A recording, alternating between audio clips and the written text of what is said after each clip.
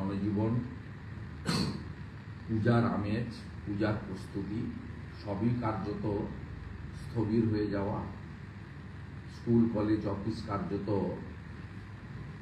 ঘোষিত এবং অঘোষিতভাবে বন্ধ হয়ে যাওয়া এবং লম্বা মৃত্যু মিছিল।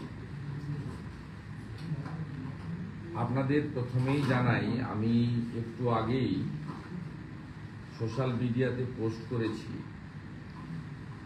আপনারা দেখেছেন, কারণ বাধ্য হয়েছি কমেন্ট রিঅ্যাক্ট করার জন্য। প্রপারলি আমাদের অরেঞ্জ ওয়ার্নিং রেনফল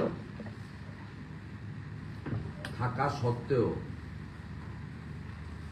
মাননীয় মুখ্যমন্ত্রী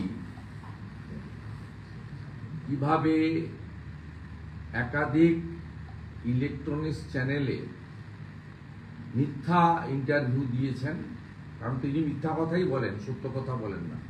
আর যখন এই মুহূর্তে সন্ধ্যাবেলা বিরোধী দলনেতা সাংবাদিকদের কাছে মিলিত হয়েছেন,